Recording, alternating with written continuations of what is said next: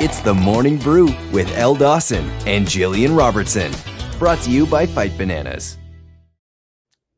Good morning, my people.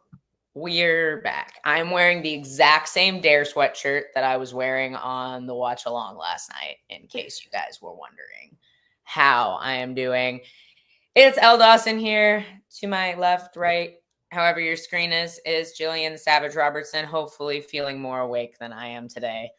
What is up? It's always a rough night when there's a pay-per-view. You know, I'm like, staying up that late is just, I usually do it in the morning. Last night I prepared with a little bit of Cuban coffee and I was so up. So I was able to stay up for the main event, but definitely feeling it this morning. I appreciate this compliment, Sean.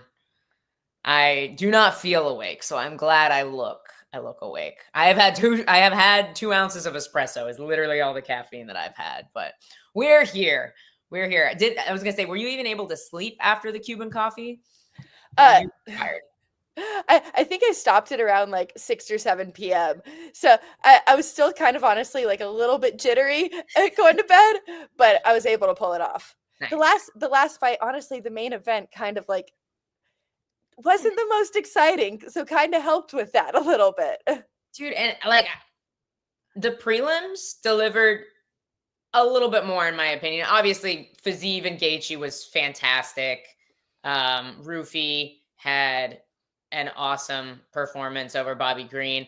I was so incredibly hyped for Jalen Turner and Ignacio Bahamondes, and it was like 2 minutes of grappling. I was like, well, not what I was anticipating, but that's okay. Great win for Ignacio, obviously. I was literally the whole time on the watch along. Those who were watching know he's down there. He's doing a little damage, but Ignacio's tying him up. And I'm like, dude, why doesn't he just back up, back out, get back to his feet? He was killing him on the feet, gets triangled. I'm just like, I should be in this dude's corner. No, I honestly, I was surprised. Like you said, Ignacio looks great on the feet. I've only really seen him on the feet in UFC fights. So actually a little fun fact, me and Ignacio, for my pro debut, I think it was his pro debut too. We fought on the same card. Nice. But yeah, I think I was really surprised by his level of jiu-jitsu. Even the triangle he went for, the adjustments he made, you could tell is very technical and just like high level thinking. So I guess I've always considered him a striker. So it's cool to be able to see him have finishing ability, I guess, wherever you put him. Yeah, no, absolutely. It was super tight triangle, like very, like he utilizes his like length very well with his jiu-jitsu. So it was a really nice setup. Ryan, I promise we will get back to this because obviously Francis is my friend and teammate, and I'm super butthurt about this. So we will get there. But yeah, we're going to talk main card first, and then we'll get into the prelims. The first fight was wild. Honestly, all the prelims were pretty solid fights. I was not disappointed with any of them. Obviously, until Gaethje Fiziev, I was actually expecting the first fight to get fight of the night. It was absolute like banger back and forth from start to finish. I think it may have went the wrong way. The judges might have been a little bit off on that one, but regardless, it was fight of the night potential. Just had to get stuck on the card with Gaethje, which robs that from you. I know, like that. I don't think the dude's ever been in a slow fight. I can't think of a single one. So it's well earned as always, you know, to Gaethje. But I'm with you. The prelims delivered. I agree. This fight was just bad. It was just bad. I was telling, like, for me, I'm like, I feel like you go on the internet, you see all the comments on every girl's fight. Everyone, it's like, oh, good time for a bathroom break. And I'm like, this fight lived up to that for us. It was true. I'm like, come on, girls. Like, we got to do better. You got to, like, I don't know, always trying to do damage, always trying to move. It was just like very stationary, very safe in how they both fought. Just wasn't an exciting fight. And like, especially on a card like this, where the rest of the fights lived up to it, it was just a real letdown.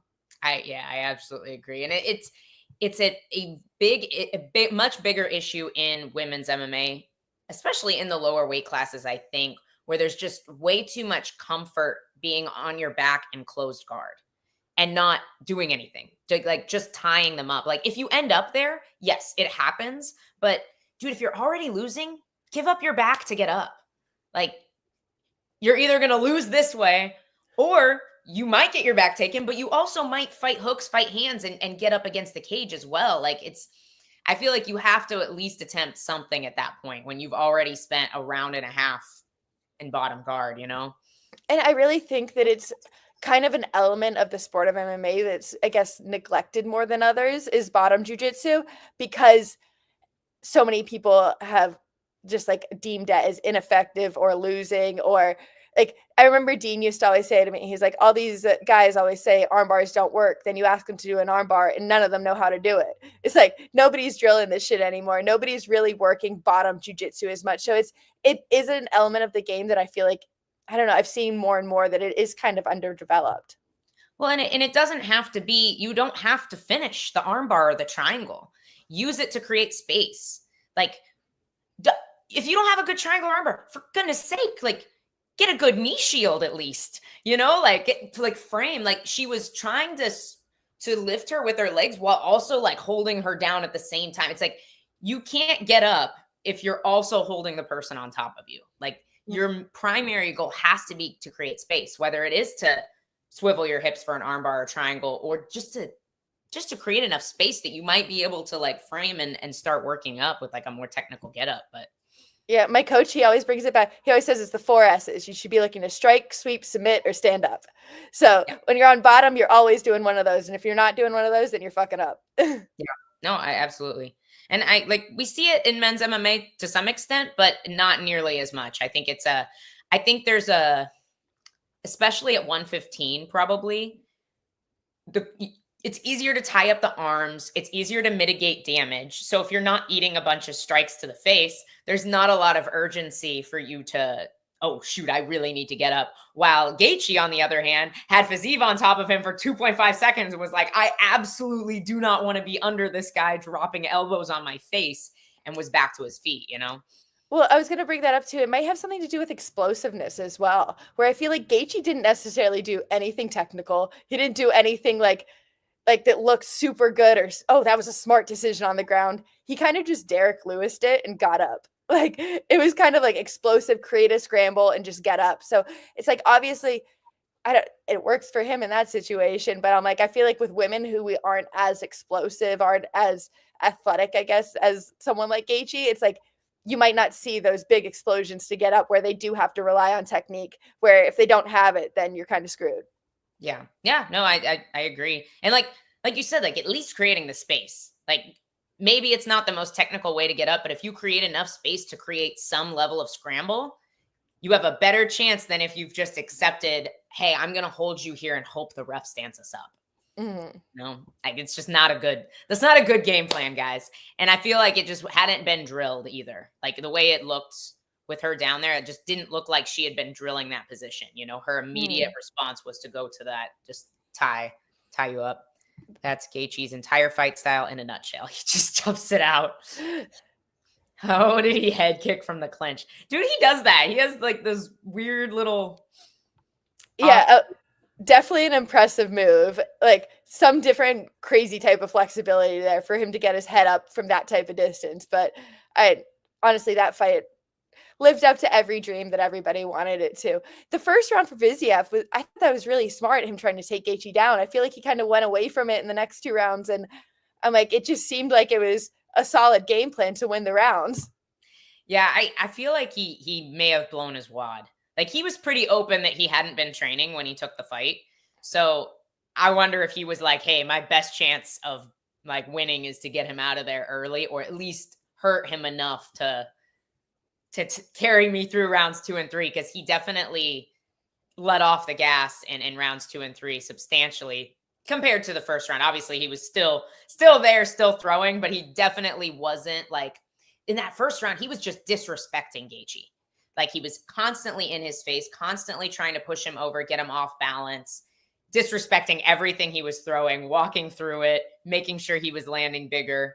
So, and then, yeah, he definitely didn't come out quite the same in 2 and 3. I've seen him do it to the leg, but to the head. Wild. Yeah, it's like he's like flicking it up there. Do you ladies think Gaethje would have easier routes to victory if he uses his wrestling? I mean, you go first. You go ahead. I think yes and no. I think he needs to utilize his wrestling to set up his striking. I think that's where he would have more success. Because if these guys are fighting an MMA game versus fighting just a kickboxing game, there's more to think about. So if they have to think about defending takedowns and strikes, then yeah, I think that would be effective for him. I don't think he needs to be bringing people to the ground. I want to say Gaethje pretty openly says he doesn't train jiu-jitsu. So I don't think now's the time to learn for him, but I think it would be good for him to incorporate his shots into his striking just to keep people on ice skates, get people like guessing, Yeah, thinking about something else. No, I 100% agree. And honestly, he was doing that in the fight. Like, even though he wasn't taking traditional wrestling shots, which, I got to give him credit here. It's really hard to shoot on somebody that's as short and as stout as Fiziev. Like, to get to the legs and get your hands locked and get a really good grip is really hard to do. So I feel like he was kind of doing exactly what you were saying. He was kind of ducking his head into that clinch, maybe touching the leg and then coming over top. So he wasn't really trying to take him down, but he did utilize grappling in a lot of situations, and he was landing off the clench beautifully in the second and third rounds. So I 100% agree with everything you're saying. I think he does use his wrestling well, at least in this fight. He doesn't always, but I felt like he mixed everything together very well. He's called the highlight reel because he used to slam folks in his amateur days. Yeah, no, he has the wrestling background, but I agree. I don't know if he would have the finishing, like the submission ability on the ground as well. I remember, when I was in the Tough House, Gaethje was my coach. So that's awesome. I remember back then he showed us the video of his first, I think it was amateur fight ever. And literally he just picks the guy up and slams him like 3 or 4 times until he knocks him out. Just keeps on picking him up and slamming him and then knocks him out. I wonder if that might actually have been an old team. So there's an old teammate of ours that fought Justin Gaethje for it was like one of their debuts way back in the day. I think this was pro though, but he literally had Gaethje in a really deep armbar, and Gaethje just picked him up and slammed him like a rag doll until he was unconscious. So it might have been that fight. Would judo throws or Greco-Roman be effective for shorter fighters? I don't think Greco translates quite as well to MMA as folk style wrestling and judo do, just because you really have to, it's very difficult to get to those positions, I think, in MMA, I was gonna say, even with judo, I feel like that one's, you can see it work. It can be effective. There's somebody who was getting some good throws last night. I'm trying to remember. Ray. Yeah. That's exactly. Some beautiful judo throws there. And actually some just great, persistent wrestling with his transitions.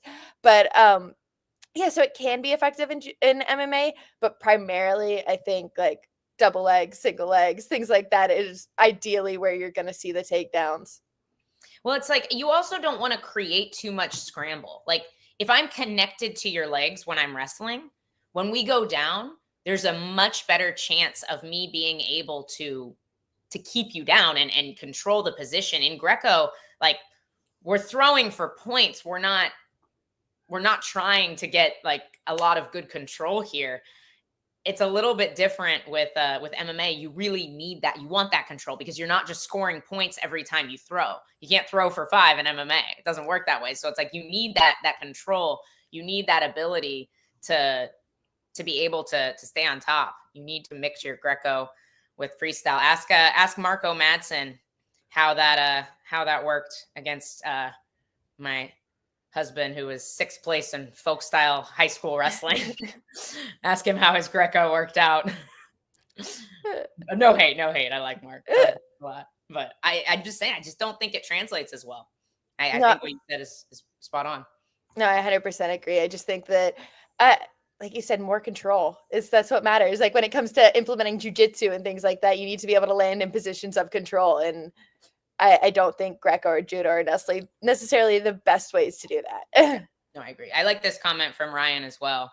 I think freestyle is best. I like singles because everybody can defend a double now. You have to have a really explosive or really well-timed double now, I feel like. I middle school folk style beats Olympic judo. Ryan's going in on the throwers here. But I like this. I like this a lot. I think, especially for guys who fight really long. And if you're fighting like somebody open stance, I think you can get a lot deeper on a single. I don't know what your preferred takedown is. Singles are definitely my thing. I feel like primarily I'm usually getting a head inside, head outside single. I do think that the reason people don't get double legs is more an issue with the MMA than it is an issue with like people, I guess, like being good at defending them. I feel like majority of people lack the ability to bring their feet with them when they shoot, or and like connect their like bring their feet with them when they're striking and then transition that into a shot. So many people are just used to wrestling from a wrestling stance, so they don't have the ability to, I guess, transition in their mind to go from striking to wrestling. And just they've also never really been directed. I feel like there's not a lot of coaches who are instructing you to bring your feet with you. So you can watch a super high level wrestler, like a D1 wrestler, go out in an MMA fight and he's taking shots from 10 miles away with his arms reached out. And it's like, it's because he doesn't know how to bring his feet with him with his striking. It doesn't mean he's a bad wrestler. He just doesn't know how to wrestle for MMA and has never necessarily trained it, because so many rooms are just, when we're working on wrestling, we're working on wrestling. We're not working on striking and wrestling at the same time. Yeah, no, 100%. A lot of even high level gyms, a lot of them are not incorporating like a Mike Brown style class, where everything is blended together. Like it's very important to train that way. And it's even more so important to set it up because when we're just wrestling, I'm connected to you. We're way closer. Like I've got a collar tie. I've got a wrist. Like when we're fighting, I've got an extra 2 feet I've got to cover, so I've got to set that up well. But we had a girl that came into our gym 2 weeks ago, and she's actually competing in states for wrestling this weekend. And so her coach asked me if I could do a couple rounds with her. And I'm like, it is so weird to wrestle from a wrestling stance. I'm like, it is just such a different world. And I haven't done it in so long. And it's just so funny to go back to it and realize, like, holy shit, I know nothing from here now. I know nothing from grabbing the clutch and everything. I'm like, I've been in so much in a different world. It's just crazy that you're still wrestling in both sports, but just two completely different types of wrestling. Yeah, no, it's so people don't realize jiu-jitsu is the same way. Jiu-jitsu for MMA and sport jiu-jitsu are just two totally different worlds. I don't think people realize the difference. And we have a question. Judo tosses seem effective in getting takedowns. Maybe getting takedowns, but if you're throwing, you may not always land specifically on top. Like you may create a scramble with a throw. Whereas if I single leg and I follow you down and I stay tight to your leg, it's a lot easier to stay, connected. I don't know. I'm not good at throws. So personally, I feel like I would use way more energy doing a throw. Like I would much rather like do like kind of like a half whizzer throw just to get like to the front head or get people off balance than to like actually try to launch someone. It's just not my style. So maybe I'm the wrong person to ask. No, and I think, like, for me at least, I think that is the most valuable part of judo in MMA is, like you said, to off balance, to trip, to be able to manipulate the feet. I think those are the elements that you need to be using of judo, not necessarily the huge throws and things like that. Like I said, with the wrestling, it's like you just need to take little elements of it, but you're not doing the exact same thing. It's still a different sport. No, 100%. To add to your point, Elle, Joshua Van got back up during the scramble after a big throw attempt.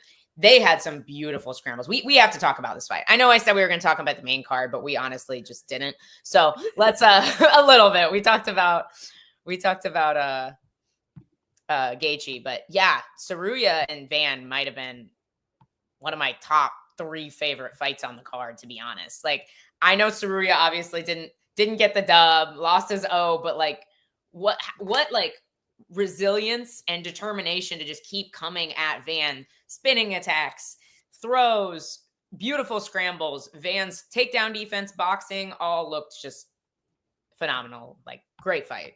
Okay, that was my exact notes on that fight, whereas I put that Van looked very prepared. I feel like he looked like he was ready to handle every situation that Ray threw at him. And I just feel like with the get-ups. Anytime he did get taken down, his get-ups were clean. And anytime he was getting shot on, was able to defend most of them, honestly. And like I feel like looked very prepared for that fight.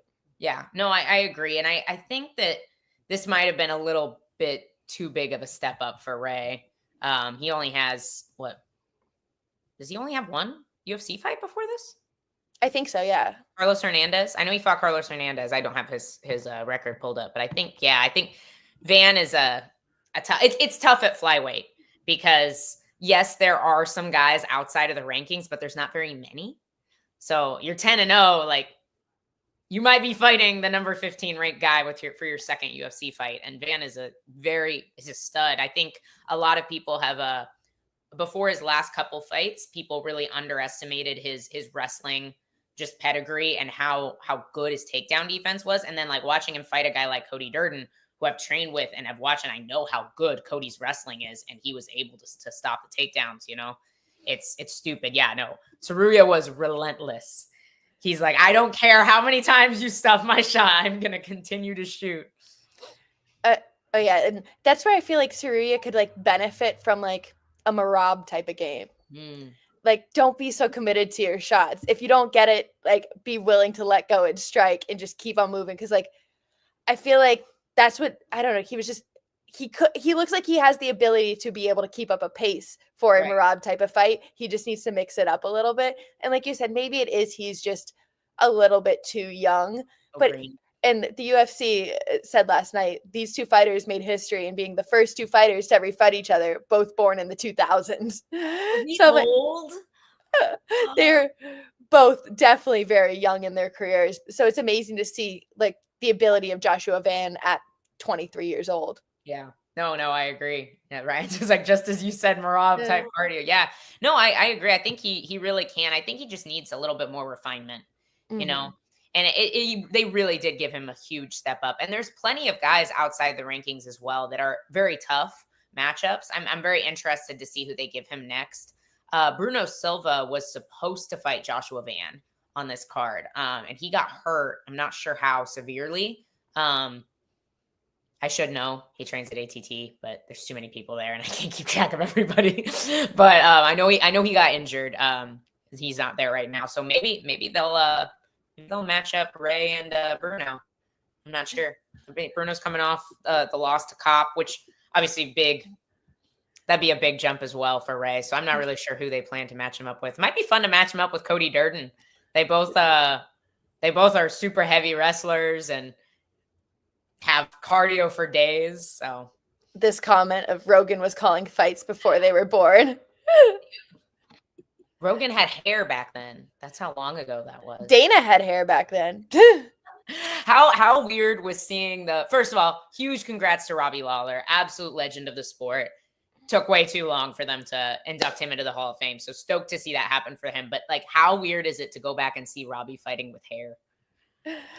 Some of those videos that they're showing, Robbie he looks like a baby, and he probably is at those times. He's probably like 18, 19. I'm like, but his face, he just looks so young. And I'm like, it is just really such an incredible career he had. He was like the Gaethje of his time, you know? I went back and I showed my boyfriend, obviously one of his most memorable fights, the Rory McDonald fight. And I showed him my boyfriend a video of it, and the way Rory looks after that fight, he's sitting on the ground and just trying to hold up his head, and it looks like a baby who can't hold up their head, and then he falls over. It's just like both those guys put their heart and soul into that fight, and like they both deserve to be in the Hall of Fame just specifically for that fight. But Robbie's an absolute legend. No, and that's my favorite Robbie Lawler fight of all time. The moment where like Robbie's lip is like falling off and they're just like both spitting out blood, staring at each other in exhaustion. Like they took years off of their lives to give us that fight. Rory McDonald was never the same after that fight. So Robbie, I think, was 18 when he first got into the UFC. Yeah, he was very young. He's been around for a long time in the UFC. I actually wonder what year he made his debut. That's a stat we should Google. Robbie Lawler. That's something Dave would have already had pulled up. And do you guys know what year Robbie made his debut? Let's see. 2013. Josh Koscheck. Yep. That was the year I made my amateur debut. Wow. I don't think I was even. I hadn't even taken an MMA class yet. I was like a freshman in college. Wow. And then Strikeforce debut against Jake Shields was in 2009. What a guy. What a guy. Honestly, retired 30-16. That is not too shabby for how long he fought. That is wild. What a career. But yeah, big congrats to Robbie. I'm literally looking at it right now, Sean. I swear. I'm reading it off to you. I'll pull it right back up. Hang on.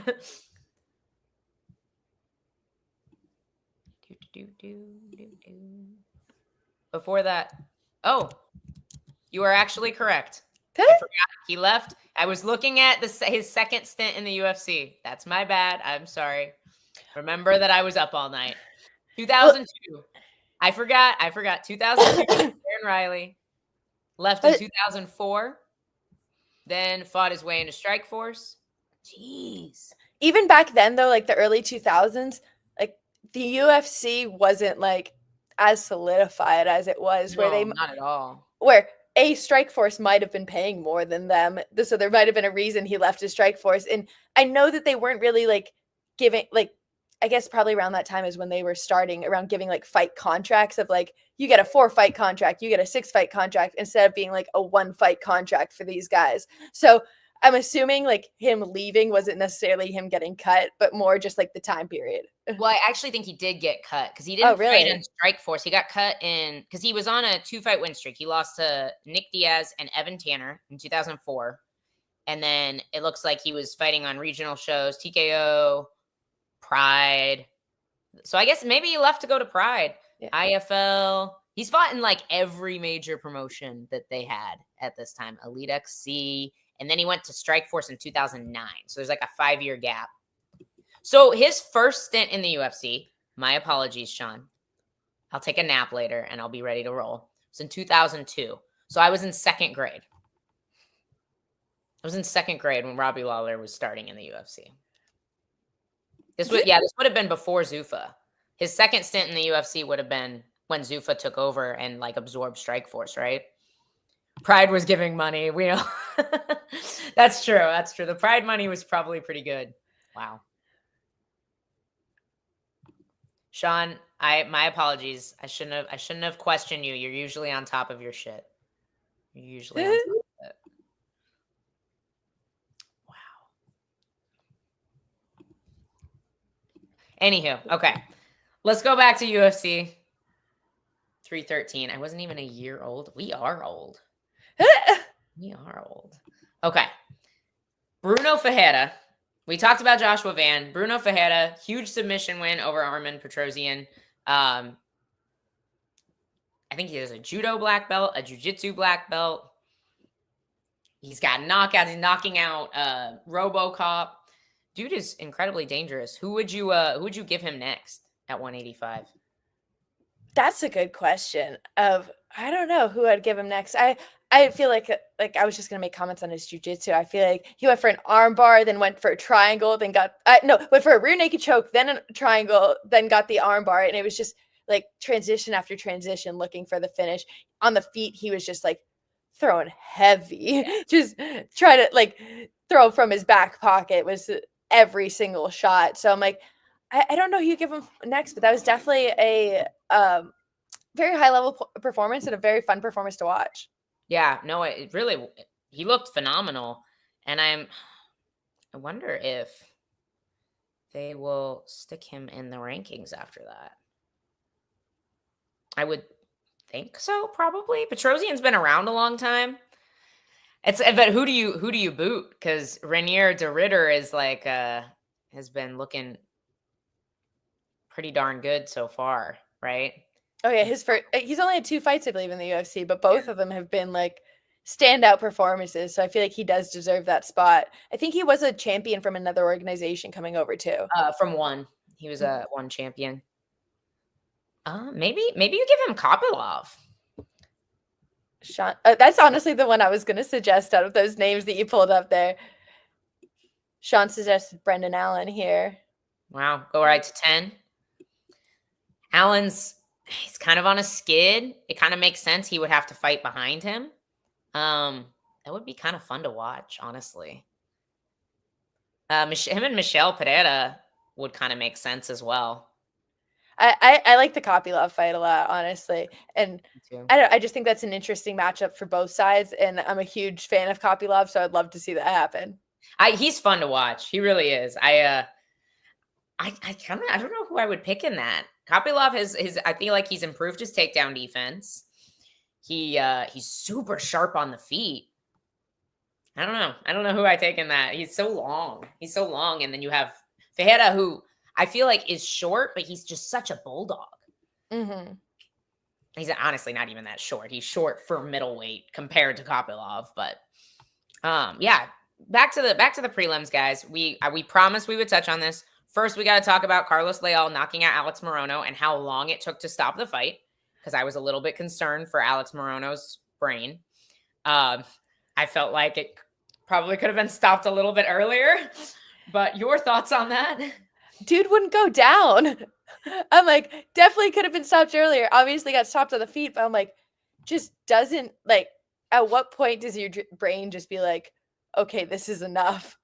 He was just taking shot after shot after shot, heavy shots. Like, and to start off there was like knees and elbows in the clench. And then for a second there, it looked like that Don Fry fight where they were just standing right in front of each other, just fighting punching. in a phone booth. Yeah, it was just like they were going back and forth for a second, and then you could see Leal just take over and just start touching.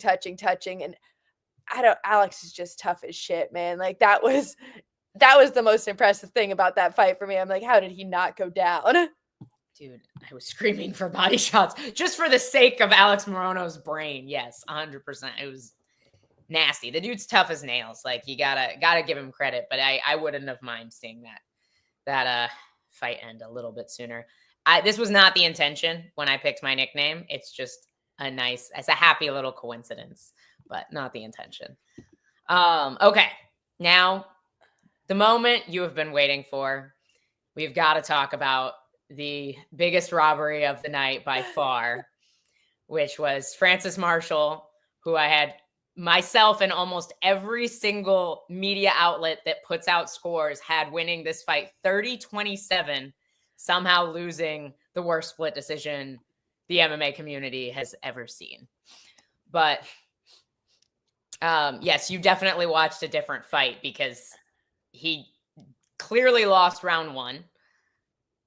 Round two is the only one I can maybe make an argument for Myron Santos, because I think he was maybe a little bit more active on the feet, and then Marshall wasn't able to do a whole lot with the takedown, but the writing and like when the striking is as close as it was, like the striking wasn't dominant for Santos. The striking was fairly close, and then somebody gets a takedown that solidifies the round. Yeah, I wasn't. I guess we're a little bit opposite on how we scored it. Still, I would have given Francis 1 and 2, and then maybe third given to Santos. So I'm like, I still obviously gave the fight to Francis. So I'm like, I was still on that side of the scorecard. But I think the third round was the only one where I was like, I think that Myron did enough on the striking, and they didn't have that much control time on the ground, and there wasn't really much that was done once they were on the ground. So I'm like, I just edged that one out for him. But the first two, I was definitely solidly on Francis's side.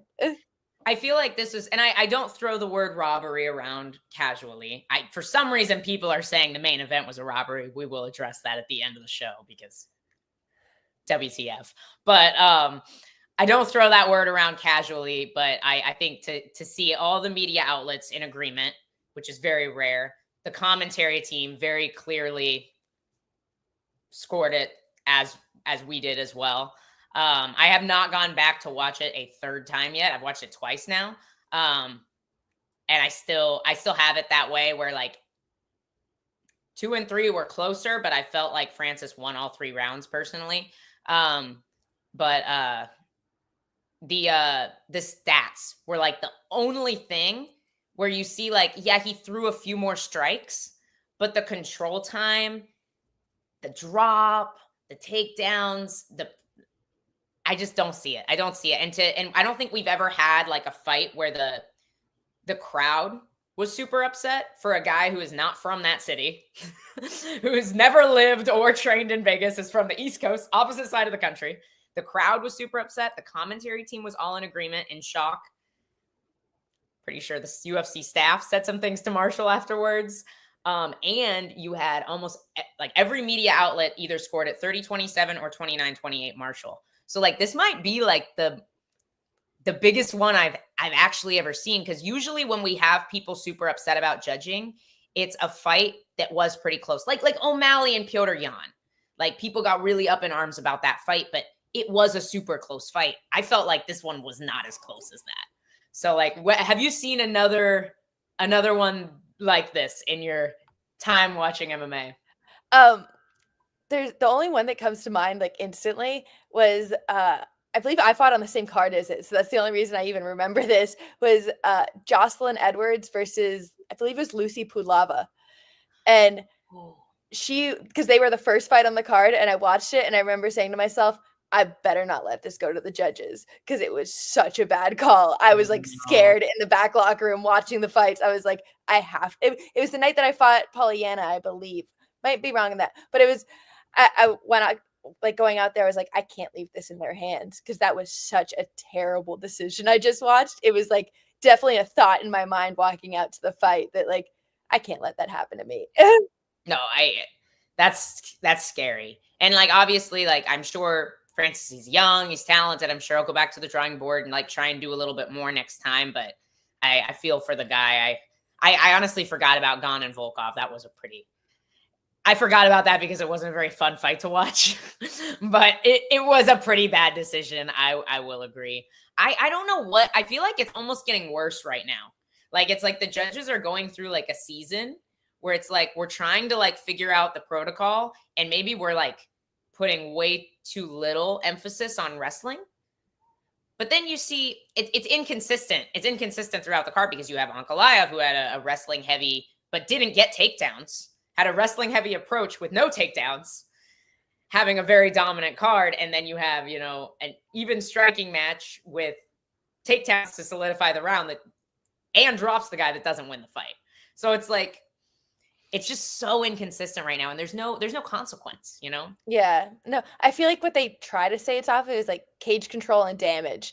And I feel like those should be like the, I guess, elements you're looking for. So it's like, even if someone is wrestling like an Ankalaev, if he's not doing damage, is it, well, I guess you're getting cage control then, I'm like, I feel like if you're controlling position, if you're the one doing damage, you're winning the fight. So I'm like, but I think there is also like, I don't know, it's hard to find that line for judges of what means what, or like, and a lot of these guys don't train too either. They don't understand the sport and don't understand what's necessarily going on all the time.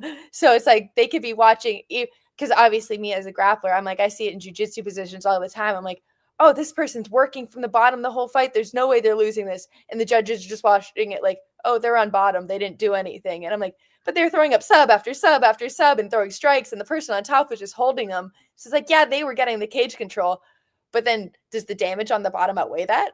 And it's, yeah, you have to like, and that's the thing. Let's go back to this fight. There really wasn't much damage. So like that's what I'm struggling to see what was scored for Santos. If there wasn't much damage and cage control was fairly even, how does the grappling not become the difference maker? Well, even if it comes to like damage, Francis was the only one who dropped him.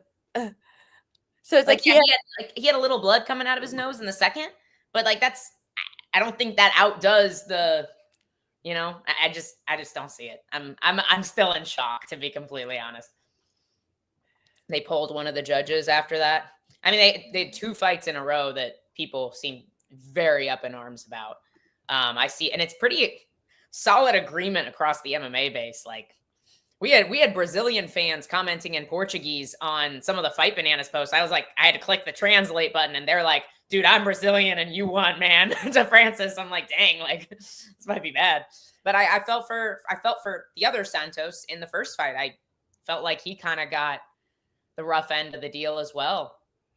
Okay, it's such a scary thing to leave. Like, obviously, they always say don't leave it in the hands of the judges, but it's like it's obviously not easier said than done to not leave it in the hands of the judges. But it is such a scary thing when it's like it's coming down to my career and half my paycheck that is going because you get whether you guys make a good decision or not. Yeah.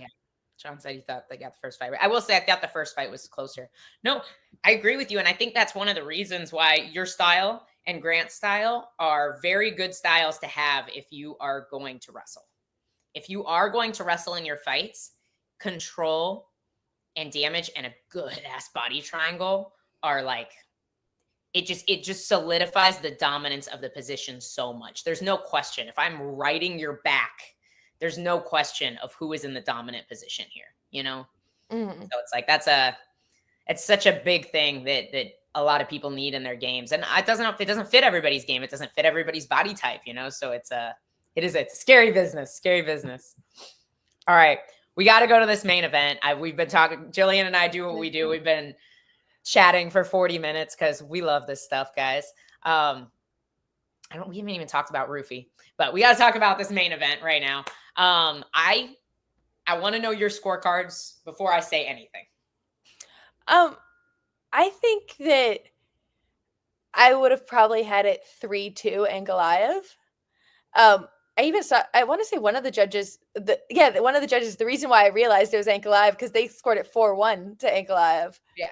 But I definitely didn't see that. I think that Bahia, whether it's because, like, obviously we seen him in Australia a couple weeks ago, like there's been a lot of questions of how prepared he was for this camp. I don't know if it was that or he's worried about getting taken down. It looked like he wasn't like opening up as much. Oh, yeah. It just looked like he was playing a very safe fight, almost like scared to get taken down, so he wasn't willing to strike. And like I said, I don't know if that's like due to lack of camp or due to the fact that it's just like it really does make a big difference for a striker when somebody's trying to take them down. Now they can't just openly throw a right hand because you're going to be in on a double leg underneath.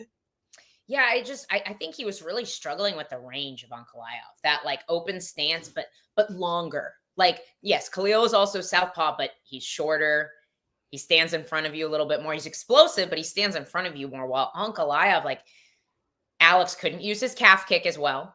Like it's a lot harder to do damage with the calf kick in the open stance, and it's a lot more dangerous. It's a lot easier for people to counter when you're parrying the lead hand and like trying to scoop around to get this outside calf from the open stance. So he didn't have that tool that he normally is crushing people with. He takes away people's movement really, really well with that. And I feel like he was missing that part of his game. And his left hook too, he just couldn't find Ankalaev. You saw him throw it out there, but it was like whiffing. And in his last fight against Khalil, I feel like he was able to utilize that outside leg kick. Because I remember like thinking about that. I've never really seen somebody be able to hit heavy outside leg kicks on an open stance, like Southpaw Orthodox.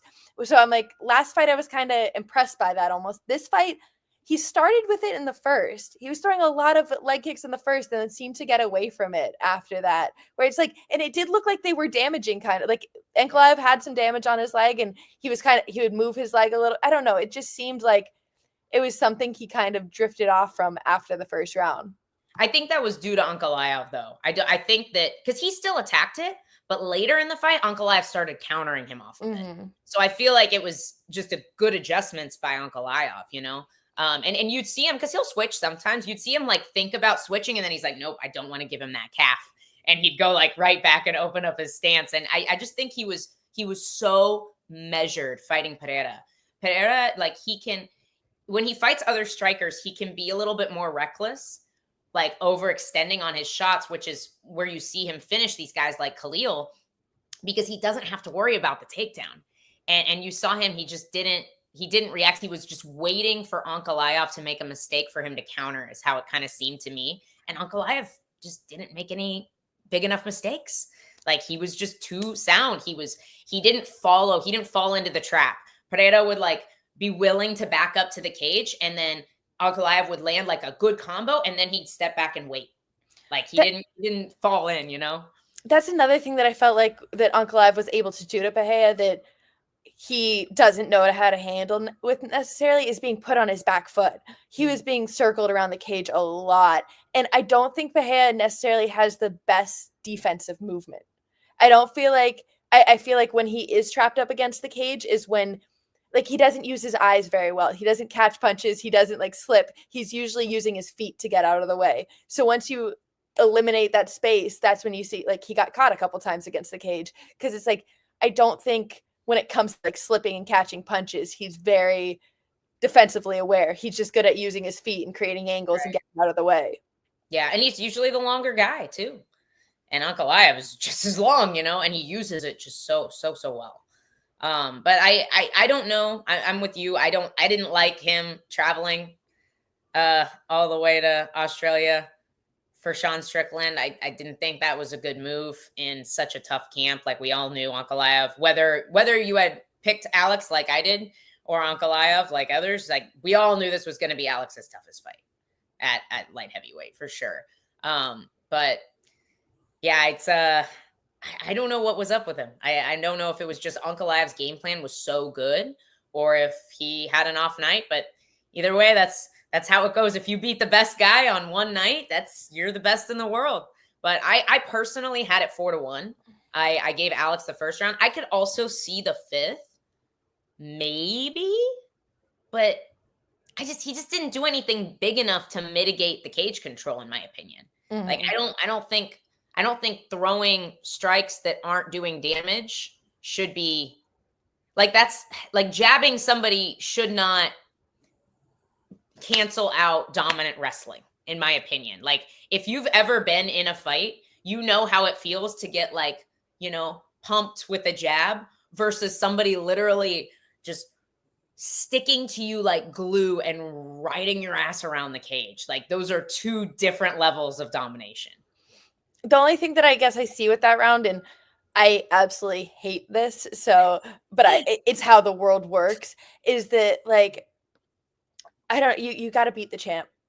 You got to like do something more definitive to win the rounds every time when you're not the champ. And that's how, I don't know, so many, like, I feel like the judges are always looking at it like that. The champ's always in favor. You always have to do something to really secure that round. And in the first and the fifth, I don't feel like Ankalaev really did that, which, like I said, I hate that it's like that. I hate that you have to beat the champ. You can't leave it to the scorecards, whatever. But I'm like, I just don't think Ankalaev did enough to beat the champ in those two rounds. Yeah, no, that's fair. Both looked a little hesitant. I mean, there's a lot of danger with both guys. Like, fighting either one of those men is incredibly terrifying. So I understand the Yuri run starts now. I missed this comment. Hey, I'm for it. That honestly, I'm actually excited for that fight. It makes so much sense. Yuri just beat Jamal Hill, smashed Jamal Hill. He hasn't fought Ankalaev. We actually want to see this fight rather than Yuri fighting Poatan again. So, like, I'm all for it. Give Yuri the next title shot. Somebody said, does Alex go rematch now? Who knows? I think have him fight Tom Aspinall, because John Jones clearly doesn't want to. So make Alex and Aspinall next. I'm for it. But I lost my train of thought. Sorry, where were we? Just give Aspinall something. Poor guy, right? Waiting on the sidelines. Gillian, a queen. Absolutely, she is. Thank you. We love RG. If a fighter is supposed to be such a good striker, shouldn't they be able to switch stances to negate your opponent's strength? I mean, that's a lot easier said than done. Like, you have to spend, like, people become incredible strikers because they spend years working on the discipline. Now you have to spend years in a stance that's already more awkward for you. Like, there are guys who are almost as good in both stances, but typically you have different tools from each stance, and typically your defense is worse in your abnormal stance, I guess. It's like your non-natural stance. Like, I love switching to southpaw to shoot. I love switching to southpaw to kick. My defense from southpaw is trash. Like, I've got good tools from there, but it doesn't necessarily mean my game from my opposite stance is going to be the same, I feel like the same with, like, I don't know, people in jiu-jitsu, they're always like, drill both sides. And I'm like, I don't feel like you need to drill both sides. You have to be good at your good side and have options to the other side. It is the same as striking. I can be good at one side and I have options to the other side. I don't have to be good at everything on the other side. I literally have 3 takedowns that I like from the right overhook side and 3 takedowns I like from the left overhook side when we're in clinch, like when we're in 50-50. And they're 3 totally different takedowns. And I hit this well on this side and I hit this well on this side, but I have different options. You know, they're not going to be the same. I'd like to be a southpaw, but I'm right-handed. I mean, train it because you'll probably, like, you can find good tools from your opposite stance. It's just, it might not look the same as your, you know, I'm a little more bladed at southpaw. Like, I fight a little bit differently there because I'm not a southpaw. But like you said, that being said, there's still some tools. Like, I know my right head kick, so my front head kick from southpaw, I love it. I always catch girls with it. But it's like, it's something that I can't pull off as sneaky from orthodox. So it's definitely, there's certain tools where I'm like, going to southpaw is a better idea for some things. But most things, you watch me fight southpaw and it looks like I'm day one amateur. No, I 100% agree. Like, you're going to have different tools from each stance. And it's totally different. Fighting open stance versus closed stance, like, you have different targets. Do you like to shoot southpaw, or are you all ortho? I have one shot that I do southpaw primarily. Well, I guess 2. I'll do either a high single or a low single. I love low singles from southpaw, though. That's the one I was thinking from, because I don't know, it works better in open stance situations. When you're shooting low, you avoid knees. So that's my go-to whenever it is open stance for me. Yeah. No, I feel that. I like that. Karate guy. I could see it being more like you needing it more in karate because you guys so bouncy. Been a fan of G since Tough, which is the youngest in it. I saw like a post. Somebody shared something from you from the Tough House. I was like, she was such a baby. It was almost 8 years ago now. Long time. You can look like 2 different fighters when you switch your stance. Yeah, absolutely. Okay, guys, it's been almost an hour as per usual. I think this is just going to be an hour-long show now. Gillian did not sign up for this, but I'm here for it. Sucked her in for it. We got to give Roofy his flowers. I do feel like Green looked older, slower, not his usual self. He's usually really fast, and he just didn't look great. I feel for him. I think that the age is catching up with him now. I think he had a couple, his last couple really, really good performances in the last few years, and he just seems to be slowing down a little bit. That reaction time is so important, especially for a counter striker like Bobby Green. But dude, Roofy's huge. He's so scary. Like, he looked massive. He just goes in there so like focused. And I've said it 1,000 times before. I'm here for every Fighting Nerds fight. I love them so much. I'm like, every time the Fighting Nerds go out, they show out, they perform, and they just look like he just looked calm. He looked calculated. He looked poised. Everything looked perfect. I'm like, the Fighting Nerds are just they're the team to watch right now. Yeah, no, somebody was asking me last night what they were for like the year, and I'm like, that's gonna require that's research for Elle on 8 hours of sleep. So I will do the work. I will get that info for you guys, and we'll make a post on the Fight Bananas page about it. You can also talk, yeah, dude, Jalen Turner retired. I know. I'm like that too. Like, it was a 27-year-old versus a 29-year-old in that fight. I'm like, both so young, both prospects. Off of 2 losses, you're going to retire, Jalen. Just kind of mind-blowing there. I wonder if he just doesn't like fighting anymore.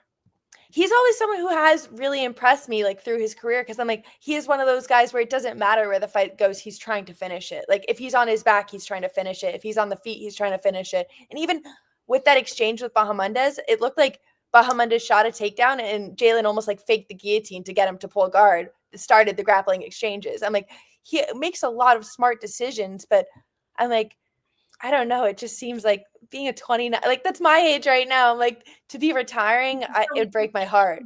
Yeah.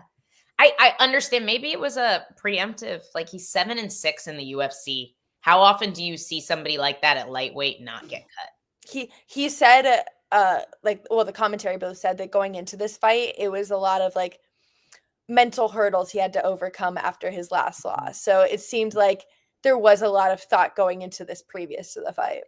Yeah, dude, honestly, and his cuts are probably super tough. For both those guys, both 6'3", I'm like, it must have been such an awkward thing to have to fight somebody as tall and long as you when you're just never used to that in that division. But I mean, I thought he was, obviously we got to see the tiniest glimpse of the striking exchanges, but it looked like Turner was getting the better of him. Like, I felt like he hurt him with that body kick, which is what initiated Ignacio to start wrestling. Like, he's like, oh, I better start wrestling. I better mix this up because Turner's scary on the feet. I don't see a lot of guys beating Turner in a strictly striking match. I just don't. And so I was so disappointed to not see him, back out, try and get back to where he's comfortable. And, I don't know. Hey, Choi, go back. We talked all about it. Watch the whole thing. You'll get the full breakdown. Lost 4 of those last 5 with some split decisions. Yeah. Obviously, Gamrot, he lost a close fight to Gamrot.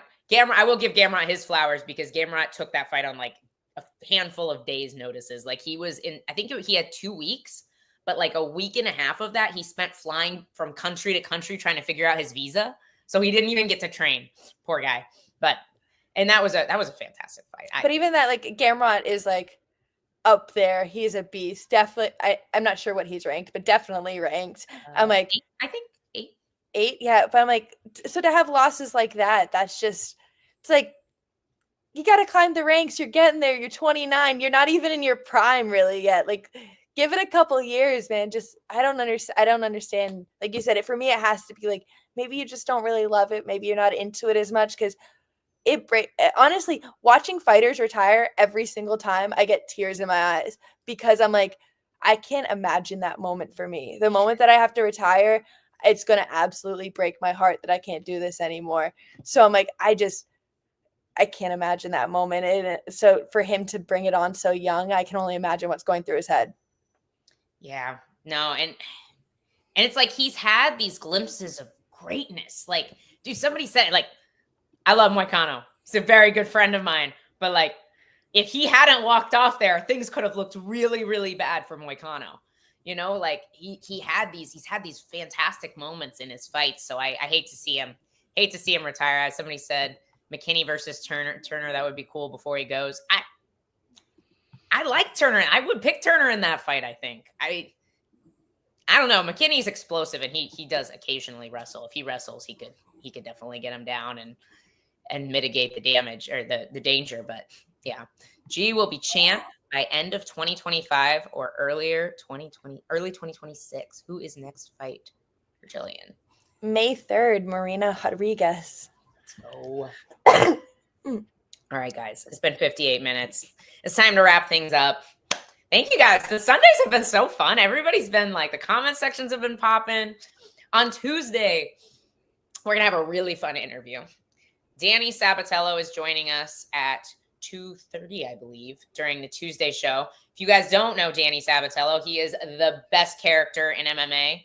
We love Danny here at Fight Bananas. But he has recently gotten his much wanted release from the PFL and is signed with Ryzen and is making his Ryzen debut very soon. So we're going to have Danny on the show on Tuesday to talk all about PFL and all about Ryzen.